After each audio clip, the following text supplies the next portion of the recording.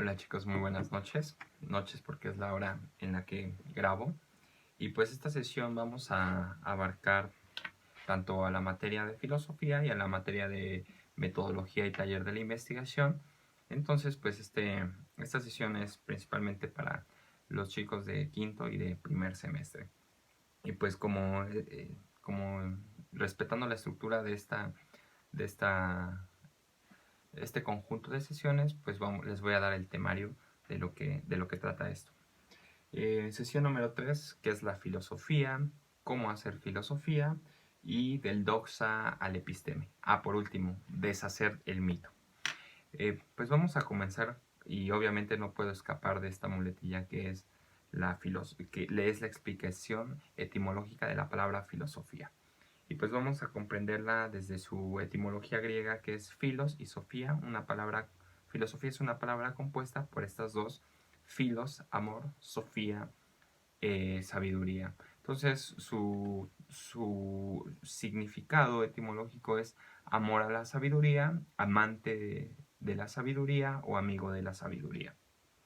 Y uno de los primeros personajes en declararse filósofo es Pitágoras, y no con aires de soberbia o decir que él sabía todo, ¿no? Esta característica le corresponde a los sofistas, quienes creen saber una verdad. Y Pitágoras dice que el filósofo es el que aspira al saber, ¿no? Al que con una postura y un carácter de humildad logra esta aproximación hacia la verdad. Y pues la filosofía surge a partir del asombro, surge como tal, como una disciplina, más que el de aportar, el de dar, es el de adquirir, ¿no? El de recibir, ¿no? Y pues bien, vamos a comenzar como tal, explicando a la primera persona que, que se le llama filósofo, que es Tales de Mileto. Tales de Mileto nace en la ciudad de Airia, Turquía, en el 624 a.C. Y bueno, una de sus anécdotas más conocidas viene narrada por Sócrates, a donde a Tales de Mileto se le está reprochando por su condición económica, ¿no? Que no se ha dedicado como tal a la acumulación de la riqueza. Entonces Tales de Mileto, con su conocimiento de astronomía, pues predice una gran cosecha de aceitunas. Eh, como gracias a sus saberes se logra esta cosecha, pues compra como tal todas las prensas de aceite, y al final del invierno las renta. Todo esto le deja una gran fortuna, y pues da una lección a la sociedad ateniense, ¿no? Dice que pues su aspiración como tal no son los bienes o la acumulación, sino más que es el saber, ¿no? Y es pues prácticamente una moraleja, ¿no? Dado que no, bueno, no puede ser moraleja porque no es explicada con animales. Sin embargo, me parece que la enseñanza moral se encuentra dentro de la acción que ejecuta el propio Tales de Mileto, ¿no? También viene una porque de Tales de Mileto no sé, no hay algún escrito por él, y tampoco pues de su muerte no hay como tal algo para la posteridad, ¿no? Conocemos a Tales de Mileto gracias principalmente a Sócrates. Sócrates narra en el texto Téteto eh, sobre cómo Sócrates caminaba siempre mirando hacia el cielo, ¿no? Asombrado como tal por el cosmos, y pues era muy despistado, ¿no? Al ir viendo siempre hacia arriba. Entonces cae a un pozo, y pues creo una pobladora hace mofa de esto, ¿no? Que se queda varado en un pozo. Sin embargo, él dice: por mirar hacia arriba descuido a dónde piso, ¿no? Entonces quiere decir que Tales de Mileto eran, con este carácter que dice Pitágoras, naturalmente un filósofo, dado que él aspiraba como tal al saber. Y la aportación más grande de Tales de Mileto como tal es su hipótesis naturalista, ¿no? Una búsqueda del arjé, que es como tal el arjé, la sustancia última, de la cual vamos a platicar en otra sesión, específicamente para filosofía, que es la búsqueda la respuesta de la sustancia última, ¿no? Para Tales de Mileto, el arjé es el agua. Y como tal, su respuesta no tiene un ímpetu científico, ¿no?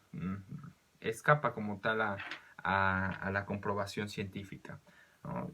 Sin embargo, su aporte es el rompimiento que tiene con la mitología, ¿no? Dado que en esta época de la antigua Grecia, gracias al pensamiento de, de Homero y también el pensamiento de Hesiodo, pues había un fuerte arraigo en el mito, ¿no? En esta cuestión teogónica, ¿no? Y pues obviamente, perdón, y también esto se enraiza en la cultura de la antigua Grecia gracias a una obra de Hesiodo que se llama de esa forma, la Teogonía. Y como tal en esta obra se narra el nacimiento y hasta incluso la vida de los dioses que surge a partir de un caos, de un desorden natural, ¿no? Propio de un universo que está en unas condiciones caóticas, ¿no? Sin embargo, Tales de Mileto rompe totalmente con con este pensamiento, ¿no? Rompe como tal con la mitología, pues siendo eh, el primer, el primero en hacer una hipótesis naturalista, ¿no? Obviamente la filosofía en la antigua Grecia, pues dice Karl Jasper que tiene influencia no solamente, o no surge como tal en esta geografía, ¿no? Si hay, no hay, que hay influencias también de la cultura hindú, de la cultura oriental, también de la cultura egipcia, incluso hasta hay aportaciones de las culturas prehispánicas que también pueden ser dadas como filosofía, pero que se congregan en esta geografía de la antigua Grecia. Y bien, vamos a pasar al siguiente punto, que es cómo hacer filosofía, ¿no? Realmente la filosofía en estos tiempos tiene un rigor académico que realmente, y lo digo bajo tal vez un empirismo, pero sí desalienta, ¿no? Desalienta porque requiere como tal una preparación rigurosa, pues dado que es una disciplina. Y, y aproximarnos a los grandes pensadores de una forma tan académica, pues a veces causa un poco de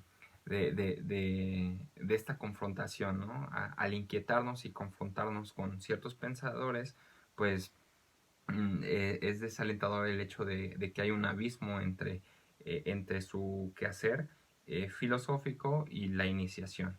Sin embargo, algo que sugiero mucho es el diálogo con los grandes pensadores. Y para ello pues voy a retomar a un pensador español que se llama José Ortega y Gasset. Y José Ortega y Gasset pues nos voy a poner dos frases y es una forma en la cual podemos hacer filosofía, que es principalmente el diálogo con estos grandes pensadores.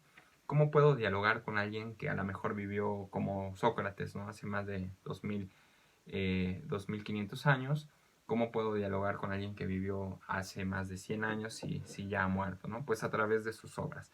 Y las obras filosóficas se deben leer como si fuese una charla con esta persona, con un ímpetu de adquirir conocimientos, pero también de refutarlos, también de cuestionar por qué nos dice esto. Y bien, voy a tomar esta frase que dice, el hombre es el ser que le duele y le lastima la ignorancia. Eh, bien, el hombre es el ser que le duele y le lastima la ignorancia. Mm, naturalmente el hombre tiene esta aspiración al saber, ¿no? Y, pero el pensamiento está contenido en esta historicidad, dado que prácticamente ya hay una respuesta para todo, ¿no? O una pseudo respuesta que es perdón, una respuesta que es de carácter pseudocientífico, gracias a este a esta saturación de conocimientos que carecen, ¿no? De, como tal de una epistemología, concepto que vamos a esclarecer más adelante. ¿Realmente el hombre sabe que no sabe? es una pregunta que yo le haría a Ortega y Gasset, ¿no? Si, si viviera en estos tiempos entendería la razón del por qué yo le planteo si el hombre no está consciente de su ignorancia, dado que es muy común que actualmente circulemos por las calles y basta con escuchar una conversación ajena y comprender, ¿no?, la razón por la cual lo digo. Realmente el hombre vive comunicándose, es una necesidad que desarrolló incluso antes de que el tiempo fuera tiempo, ¿no? En los periodos neolíticos el hombre ya tiene que desarrollar un sistema de comunicación no tan complejo como lo fue hace más de 6.500 años en la antigua Mesopotamia con el sistema de la escritura, pero sí comenzó, antes sí comenzó a emitir onomatopeyas, ruidos que no tenían como tal un sentido, pero sí una intención. Entonces, en esto, en esta cuestión de que el hombre desconoce su propia ignorancia, pues quizá podríamos entender que la intención comunicativa que naturalmente pertenece a nuestra especie se ve flagelada, se ve castigada por pues, los aparatos ideológicos que han reproducido muy bien como tal las ideas. Y estas ideas pues tienen la intención de dar una contestación que entre dentro de un marco social histórico y que responda como tal a estas inquietudes, ¿no?, que nos delimiten. Incluso hasta las propias instituciones nos pueden delimitar esta inquietud. Entonces, la filosofía debe que tomarse con un diálogo con el autor. Otra frase que también retomo de José Ortega y Gasset, que escribe en 1965 en la revista Occidente, a modo de artículo titulado ¿Qué es filosofía?, nos dice lo siguiente: ni Dios ni la bestia tienen esta condición. Dios sabe todo y por eso no conoce. La bestia no sabe nada y por esto tampoco no conoce. Sin embargo, aquí yo le diría a Ortega y Gasset, Dios no es que no conozca, sino que Dios no puede descubrir ya o no puede inquietarse ya porque ya tiene una respuesta al todo, dado que es un ente omnisciente y omnipotente que todo lo sabe y que y que puede estar en cualquier sitio y que puede trasladarse y dominar el tiempo y el espacio, pues no, ya no es capaz de descubrir, ¿no? Porque ya tiene como tal esta facultad innata. Y por eso no es que no conoce, al contrario, sí conoce. ¿Sí? Es un punto que yo le debatiría a José Ortega y Gasset, ¿no? Y también la bestia dice que no conoce, ¿no? Claro que la bestia sí conoce, ¿no? Innatamente por el instinto. Entonces yo tal vez, yo Luis, en mi condición más banal, le cambiaría esta frase, ¿no? Ni Dios ni la bestia tienen esta condición. Dios sabe todo y por eso no descubre ni se inquieta. Y la bestia no sabe nada y por eso adolece, ¿no? La ignorancia siempre nos va a conducir al adolecer, al sufrir. En cambio, el hombre es la insuficiencia, nos dice Ortega y Gasset. El hombre necesita saber porque sufre ignorar, ¿no? Aquí yo le diría a Ortega y Gasset, el hombre ya no necesita saber, ¿no? Debe saber, es una obligación ya del hombre saber. Y por último, no es que ya sufra por su ignorancia, ¿no? En tiempos actuales goza la ignorancia. Entonces esta es una forma en la cual nosotros podemos acercarnos a la filosofía de una forma amigable, ¿no? Retomando ciertos aforismos o ciertas ideas contundentes de los autores para poder acercarnos a este pensamiento filosófico. Porque la filosofía no es memorizar como tal lo que nos diga un autor, ¿no? Tampoco es como tal bueno, memorizarme o tampoco pues recitar, ¿no?, lo que diga ciertos filósofos, sino es dialogarlo, confrontarlos, debatirlos, hacerlos polémicos entre el pensador y entre el yo, ¿no?, entre el sujeto. Pasemos a este punto 3, del doxa al episteme. Bien, hay que entender ambos conceptos.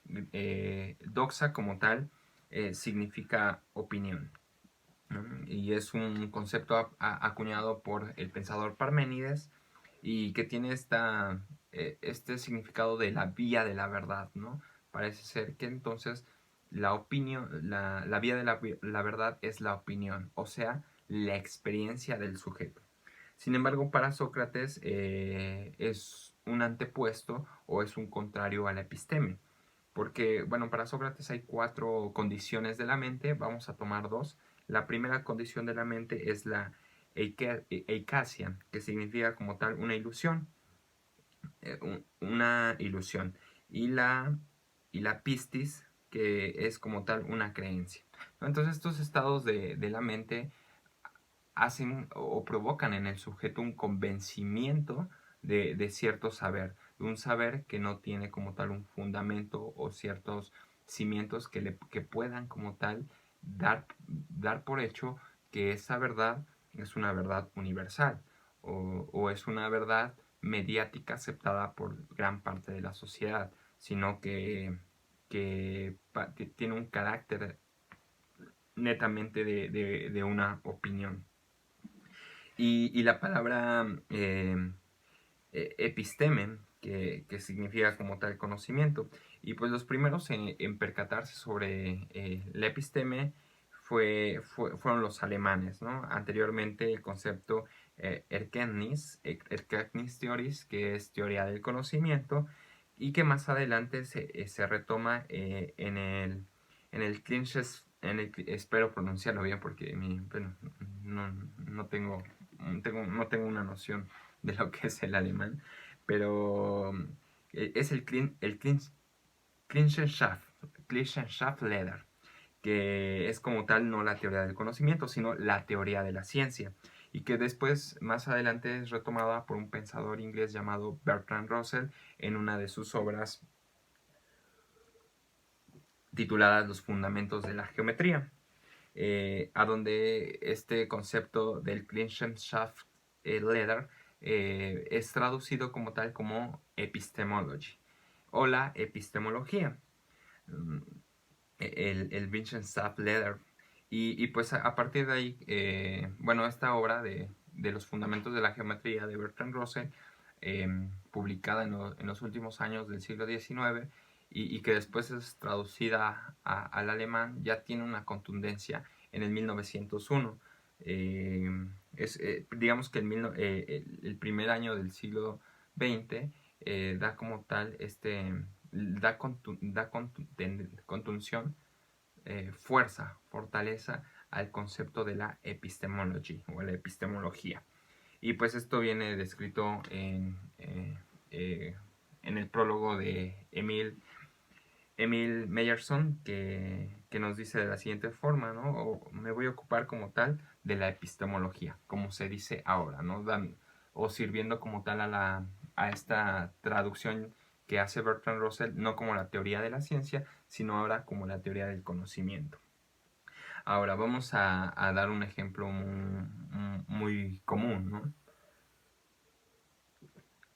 Actualmente los sujetos aceptamos las opiniones como si fuesen una verdad, ¿no? Y es muy fácil asimilar este fenómeno que ocurre desde las redes sociales, por ejemplo, o lo que ocurre también con los mensajes que uno recibe en una noticia. Uno puede leer solamente los encabezados, que no sabemos si esa la prensa informativa tenga como tal la intención de ser sensacionalista, amarillista, o realmente tiene una intención de objetividad, ¿no? Cosa ya muy rara que sucede dentro de los medios impresos, ¿no? Obviamente esto pues, no es mi celular, es la funda, pero es meramente teatralidad, ¿no? Uno recibe el mensaje, abre, desliza y lee, ¿no? La OMS advierte que el, el semáforo de la pandemia cambiará de naranja a verde en 15 días, ¿no? Y entonces surge el fenómeno de la tergiversación o lo que es la malinterpretación como tal de lo escrito, ¿no? Ahí es cuando sucede un doxa, ¿no? Perdón, un doxa, una opinión, ¿no? Entonces, dice alguna persona, ya va a terminar la pandemia, ¿no? U otra persona dice, ya ven como lo de la pandemia era una mentira, eso del coronavirus COVID-19 fue solamente una mentira, ¿no? La pregunta, ¿cómo podemos comprender que ese doxa, perdón, cómo podemos comprender que ese enunciado es meramente una opinión o si realmente hay una epistemología dentro de estos enunciados, ¿no? Pues Sócrates nos ofrece como tal el método mayéutico o, o el arte de preguntar. Entonces podríamos, cosa que pues se ve muy encarnado en los diálogos de Sócrates, porque pues Sócrates se hacía pasar por una persona que no sabía, ¿no? Y más que exhibir sus saberes, pues trataba de exhibir realmente si su interlocutor realmente dominaba esa área o era una mera interpretación, ¿no? Una mera doxa. Entonces, nosotros podríamos cuestionarle, ¿no?, a esta persona, ¿cómo sabes que el coronavirus era lo que tú llamas una mentira del gobierno? ¿No? ¿O por qué tienes la certeza de que esto es una mentira? Y a lo que nos puede responder es que yo nunca vi o conocí a alguien que estuviese enfermo del COVID-19. Entonces, no porque a él lo haya experimentado, como lo dice en el concepto perdón, en la, en la definición de Parménides, que es una vía de la verdad, la propia opinión, ¿no? No porque él haya experimentado eso significa que todo deba ser así, ¿me entiendes?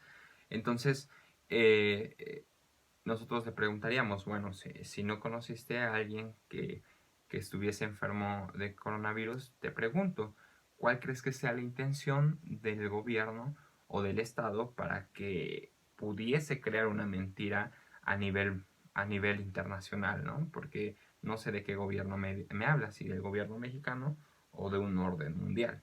A lo que a lo mejor esta persona nos podría responder, ¿no? Pues el gobierno mexicano. Entonces aquí vemos una delimitación geográfica. Él piensa que el gobierno mexicano armó y estructuró y tiene influencia sobre todas las naciones y las potencias como es Rusia, Estados Unidos, China, Japón, Alemania, Inglaterra, para poder, para, para poder crear una especie o lo que se llama una cortina de humo, ¿no?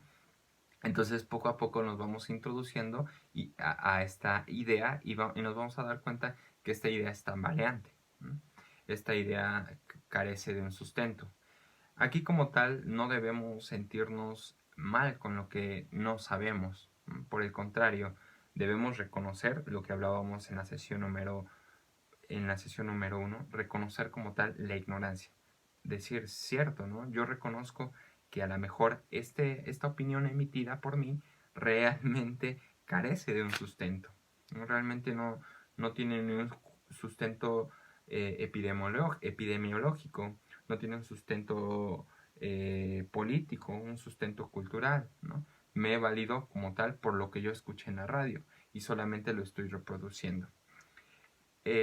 Ahora entonces la postura es esta humildad. Bueno, si ya reconocí mi ignorancia, ahora me encargo del saber. Esa es una mera ejemplificación para entender del doxa al episteme. Y pues para cerrar esta sesión número 4, que ya está prolongada en poco más de unos 28 minutos, pues vamos a trabajar este último punto que es deshacer el mito. Y bien, aunque ustedes crean que la ciencia y que este periodo de la humanidad que es el auge de las ciencias y la tecnología nos permite como tal escapar de los mitos, eso es falso, ¿no? Para el pensador alemán Ernest Cassirer, en su obra en su obra Mitos del Estado, pues vamos a encontrar como tal que los mitos aún prevalecen en una sociedad moderna, ¿no? Que el mito, por ejemplo, de los derechos divinos o los derechos del Estado o los derechos del estatus económico conciben como tal un carácter de divinidad, ¿no? Un carácter de endiosamiento. Por ejemplo, ¿no? No hace los reyes de Inglaterra, ¿no? Nosotros o la mayoría de la gente concibe como una divinidad, ¿no? A la palabra rey, ¿no? Incluso ya no la figura del rey, sino la figura del gobernante, ¿no? Es muy común ver en gobiernos demagogos como las personas, ¿no? Critican los gobiernos y dicen que el presidente o el diputado, el legislador X es un inepto, y sin embargo cuando esta persona llega a un lugar remoto con una campaña, ¿no? Y un falso discurso, digo falso discurso porque son discursos ya premeditados, discursos que no son orgánicos, y la gente los abraza, ¿no? Los ve como un mesías, como un salvador. Entonces, esto es como tal un ejemplo del mito, ¿no? Otro mito que aún prevalece en esta sociedad es como tal la distinción de razas, ¿no? Plantea el autor Ernest Cassirer que la distinción de razas no solamente provoca como tal el clasismo en el cual actual vivimos, ¿no? Sino que el racismo ha desatado conflictos a nivel mundial como lo fue la Segunda Guerra y la intención expansionista de la Alemania nazista de Hitler. Y esto todavía afecta a nuestros tiempos, ¿no? Este clasismo, perdón, este racismo nos hace creer que por pertenecer a cierta... no puedo decir raza, ¿no? Porque el concepto de raza no aplica como tal a la especie, porque pues, hay distinciones entre los seres humanos, ¿no? Pero no son, aunque aparentemente la estatura, el color de piel puedan ser inmediatamente notorios, eh, la estructura genética, pues como tal, no plantea una distinción muy absolutamente nada amplia, ¿no?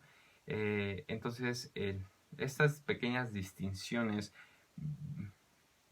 pues han desatado como tal este mito, ¿no? De creer que yo por tener una piel más clara pueda ser o tenga que ser mejor que otra persona que tenga la piel más oscura, ¿no? Es una estupidez el creer esto.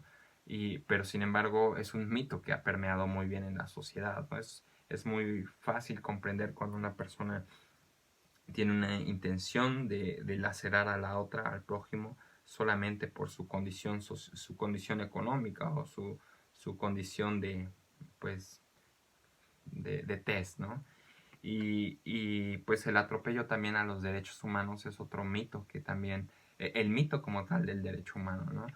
Un ejemplo muy claro es el derecho a la salud, el derecho a la educación, que es como tal algo que adquirimos, el derecho que adquirimos simplemente al nacer. Sin embargo, este derecho se ve como tal violado por pues estas grandes instituciones, ¿no? Es que quieren reproducir este mito y todavía hacer distinción entre los seres humanos, ¿no?